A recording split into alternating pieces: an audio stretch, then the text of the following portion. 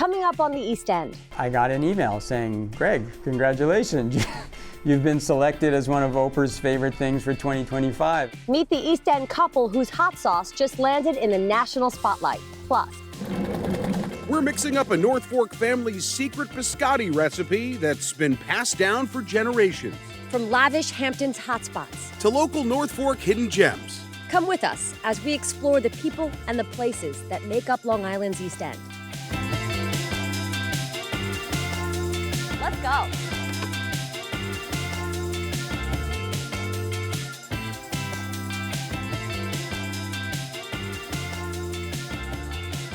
Welcome to the East End. I'm Erin Colton. And I'm Joe Arena. We've got so much to see this weekend. And while you're exploring it all with us, don't forget to play along in our East End trivia game. You'll see questions pop up during the show. Scan the QR code on your screen, submit your answers, and you might just win some East End swag.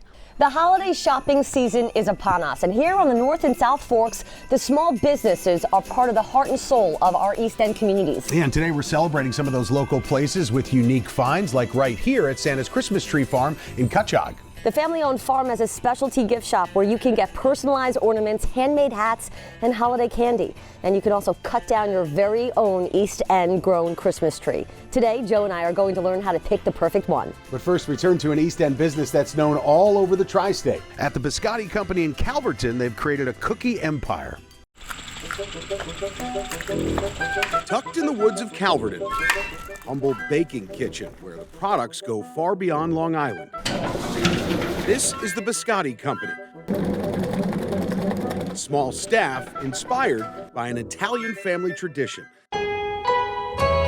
My grandmother got her biscotti recipe from her mother, so it's been in our family for over 200 years. We often say, open a bag, eat a bag, and I'm not kidding you.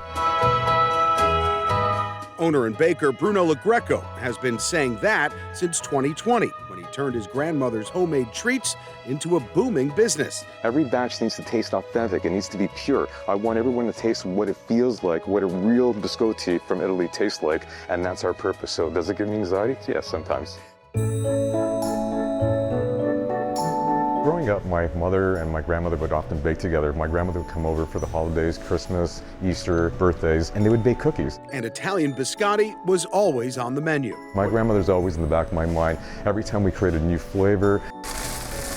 After my grandmother passed away, unfortunately, I decided to combine a little bit of tradition with innovation to create a crispy, crunchy biscotti. Don't get me wrong, hers were delicious, but they were missing the crispiness. And Bruno says how he gets that signature snap is top secret, but he was willing to share with me the hands-on process for baking biscotti. It's crafted in small batches, and they crank out about 1,000 bags a day.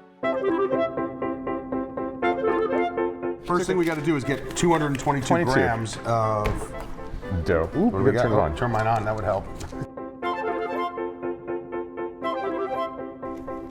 I'm at 219. Almost. Perfect. Got it. 222. All right. So just for if we're counting, Bruno's done 2, 4, 6, 7. I got my first. Here's the fun part. We get to roll here. Yeah. Okay. So the trick here is end to end, trying to make it even across the boards. That way, it's you got it. Right.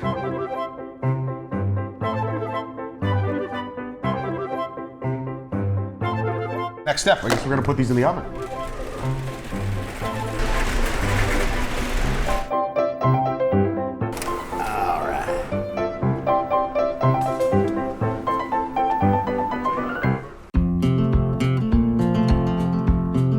All right, so before I can sink my teeth into my masterpiece, what's the next step here, Bruno? So what we're gonna do is we're gonna take them all off the tray, put them on the table, Okay. and then cut them into 11 evenly sliced biscotti pieces.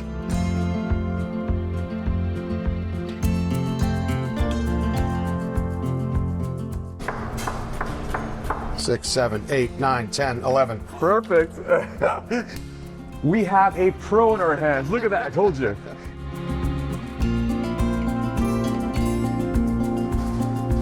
That's so soft and gooey, delicious. Now I know why Bruno says when you open a bag, you eat a bag.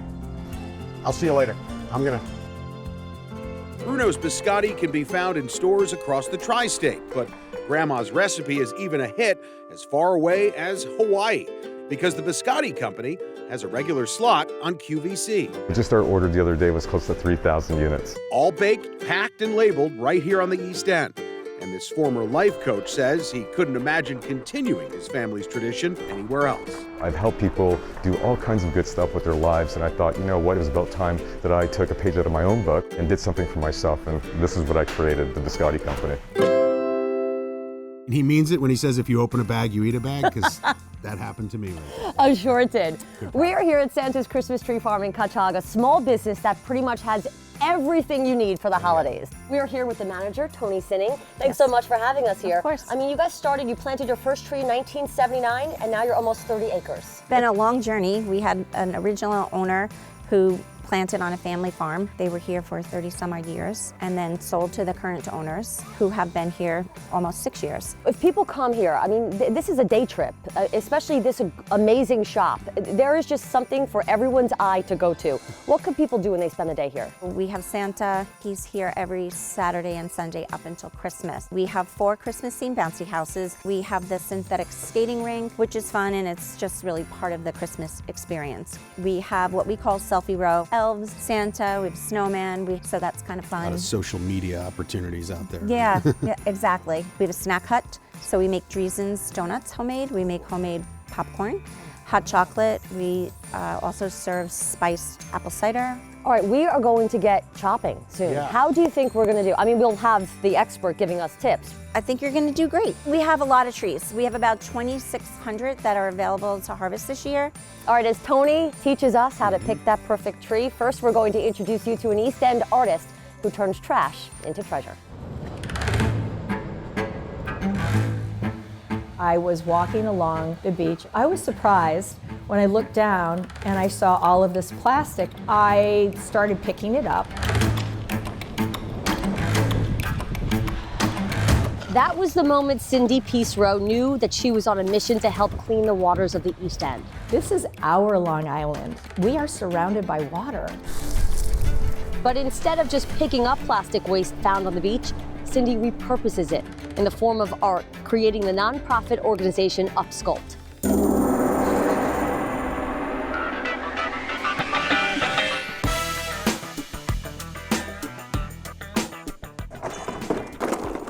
It's upcycling and sculpture.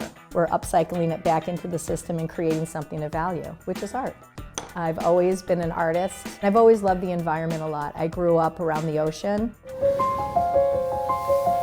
It's just a part of me, it's in my soul. And when I saw it being so abused, I couldn't believe really what was going on. It really blew my mind. Inside UpSculpt's workshop in Southold are bins and bins of plastic materials picked up by either Cindy and her team or community members who drop off their collections. These are dog toys, sports beach toys, you name it. You could probably imagine, where these things come from. Bree Sander is the Director of Education and teaches people of all ages how to turn their trash into treasure. So at UpSculpt, our educational mission is creating art with marine plastics to tell that story. You guys have a special thing where you have kits for kids or anyone to kind of order and make. Using little things like alcohol nib bottles, which you find out a lot on the beach. It's wrapped with marine rope. Oh, like this is a balloon, I see. Yep, you can see the shiny material. That is a Mylar balloon. Cindy took me to one of her go-to beaches on the North Fork, off of Peconic Bay, to see what we could find. What I do is I start looking for the colors. Look, right there, that's a toothpaste holder. Toothpaste. I know. Ziploc. That's a piece of probably like a balloon that's been so deteriorated. Let's keep going. Okay. Here's a bottle cap. What do we got here? This is treasure. Yes. We could use this for so many things. We got a nib. A lot of nips. We got a nib.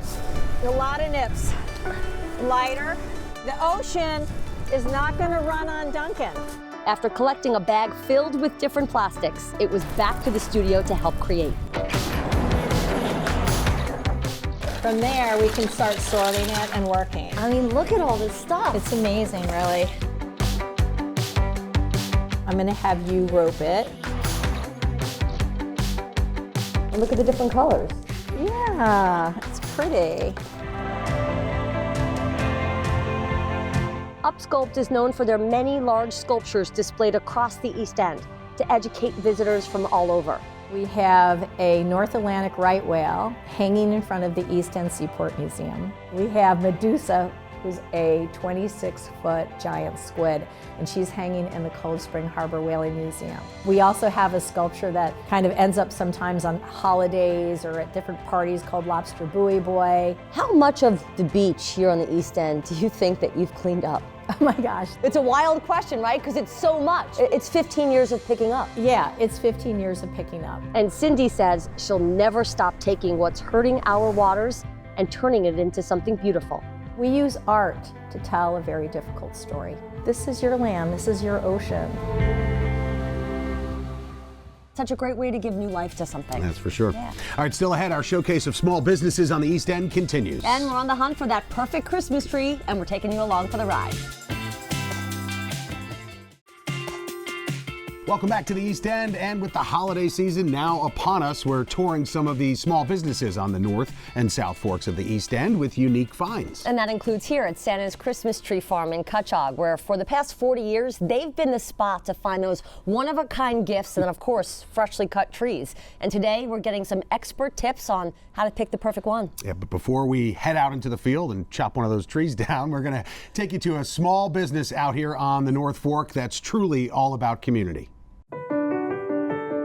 On Main Road in Cutchogue, there's a place where history and modern style come together. This has been a wonderful shopfront for over 150 years. North Fork Apothecary, a modern general store as they call it, in a building almost 2 centuries old. It started in the mid-1870s, and it was kind of a general store, and it was the local gossip place, and it was the post office, and it was the bus stop. And by bus stop, I mean it was the horse and buggy that took the kids to school in New Suffolk. Back in 2022, when Stephanie Sack had the opportunity to take over this space, she says it was a no-brainer. I remember growing up out here and coming here with my father in its various iterations of what it had been previously. And today, the store has a little bit of everything you come to look for on a trip to the East End. Clothing that you'll enjoy not only today in the season, but for years to come. And we also carry home goods the same way. What you would have today, you might pass down to someone else in your family, and then that becomes their favorite sweater or blanket or jacket. Every item is hand-picked by Stephanie from all over the country and beyond. There's even a rock and roll art gallery, the work of legendary photographer Deborah Feingold. But these aren't the only legends associated with this building. From 1937 to 1939, Albert Einstein spent his summers out here, and he wrote the nuclear papers out here on Nassau Point, which is right down the road, and he mailed them to FDR right from the counter in the other end of the room. And the slots where Einstein himself received mail are all still intact. Stephanie will tell you this space has truly transformed into a mix of old and new. It was born very selfishly. I was tired of going to the Hamptons in the city to get quality things, and I knew other people felt the same way. It's an accidental retail shop is really what it became. I call myself the world's worst shopkeeper because I really just want people to come and hang out and meet people and connect. I could spend hours in that store. And you will. It's an experience being in that. So much to do. Great place. Great place. All right. We are at the Christmas Tree Farm in Cutchogue, where we're looking for the perfect tree. You could do a lot of things, of course. S'mores, hot chocolate, but the tree is key. And just being around the trees is such a great feeling. We are in the farm right now, and Tony is helping us pick that perfect tree. So what's the first step? When you step onto the farm, what are you looking for? Everyone's perfect tree is different. So if you live in a small studio apartment, you want a slender, not so tall tree. And if you have a big, beautiful home, you're gonna want one that's bigger and, you know. You've got one for every situation. We have one for every situation. Are there little tips you can give?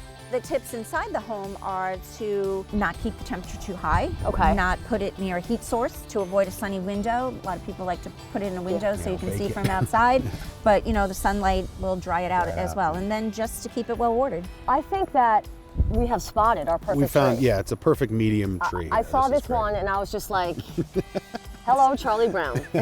You want to start as low as possible. And just so you know, during the season, we have many kids out in the fields. They're here to assist you. They're here to do it for you. So when my back goes out, they can jump in. So you can do it, or someone can do it for you. Yes. You don't need your own saw.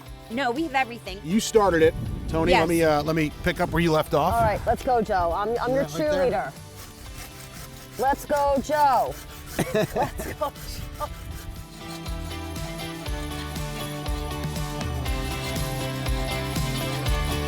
All right, as we or Joe works to cut this tree down, we're going to take you to an East End shop that's really coming in hot this winter. Our peppers come from all over the world. We find them on our travels. Greg Kessler and his wife Lauren Jarvis have a love for peppers. We would take the seeds, we would grow them out. That love grows on a farm in Amagansett on Long Island's East End. That's where they turned their unique crop into a booming hot sauce business called Spring's Fireplace.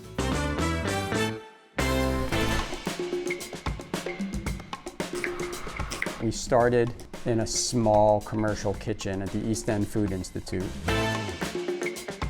We would make like 10 cases and be like, oh my God, how are we gonna sell 10 cases of sauce? 10 turned into 10,000, and we were able to go inside that East End kitchen where Greg and Lauren's adventure began. Peppers are in every culture, they're in every cuisine. They bring flavor to a dish. We have our Cutchogue sauce, which is great for like breakfast eggs, chicken and rice, tacos, and that pepper is originally from one pueblo in New Mexico. We're the only farm on the East Coast that grows that pepper. We have our ají peach sauce, which is made with Aleppo peppers from Syria and ají limon peppers from Peru, and it's blended together with peaches.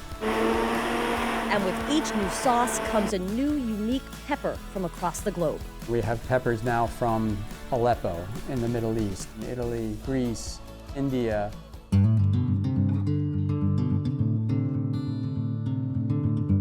That's really good. The mango, our newest sauce. It's also our hottest sauce. Okay. This is really good on Caribbean-style foods or grilled chicken. Greg, one's better than the next. And if Greg and Lauren thought that they were busy bottling sauce now, Greg told us they just received a message of a lifetime this holiday gift-giving season. I got an email saying, Greg, congratulations.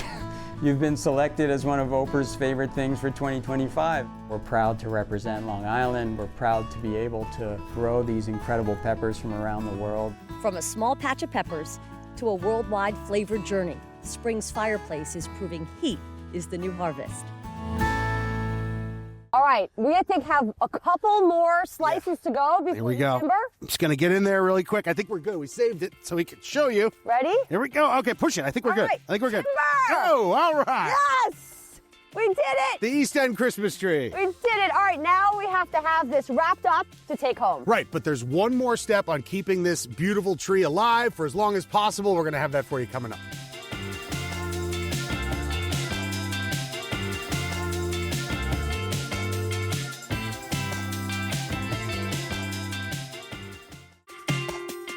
If you're looking for a cozy getaway with character and charm, the Sag Harbor Inn is the perfect spot.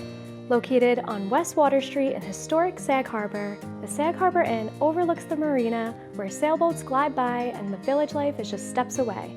The Sag Harbor Inn first opened in 1989. My parents, Charles Agozi and Lydia Agozi, immigrated to this country. After a number of years of saving some money, my parents were interested in buying a piece of property, land, to perhaps have a second home. And they came to realize that all the hotels in the area along Montauk Highway are either cabins or they're simply motels. And they thought and had a vision that it would be good to set up a nice, beautiful hotel on the water right in Sag Harbor, and that's what they did. The Sag Harbor Inn is also known for its intimate event spaces, including the Harbor View Gallery Room and Lounge, ideal for weddings, small business retreats, celebrations, and gatherings of all kinds. We provide and take care of all the food and beverage needs, as well as all the room assignments to make sure that all the room accommodations are there to their liking. In the summer, guests can relax by the sparkling outdoor pool, and in the cooler months, the inn becomes a cozy retreat, making it the perfect destination for a year-round Hamptons getaway. So whether you're planning a family trip, a corporate retreat, or just a cozy getaway, the Sag Harbor Inn has that boutique charm, but the feeling of home. For Discover Long Island, I'm Brianna McEnroe. And thanks to Brianna and Discover Long Island for that. And we are wrapping up a great day here at the Christmas Tree Farm in Cutchogue, where you can shop and chop. Absolutely. Look at our tree. I'm so proud of it. We cut down the tree. It's all wrapped up. And then there are some things to do. We sliced it, or we had Oscar slice it for us. Shook it out. What does that do, Tony? They put it into the shaker, they shake it, they get any loose or dead needles in there. Then they put it up on the table, they trim the bottom branches, and they give it a nice fresh cut with the chainsaw so that it can go into your tree stand. What do you think works the best to keep the tree healthy? Just water. This tree is freshly cut. It's gonna go home. You're gonna keep it in the stand with water in it, and it should be just fine. There you go. Can't thank you enough. All right, time now to check your answers on our East End Trivia game. If you've been playing along, scan that QR code, submit your answers, and you might just win some East End swag. You'll also find more information on our website about all the places we've explored on this episode. And while you're there, let us know about your favorite places to visit on the East End, from the lavish to the local. Because it just may be our next adventure. See you next time.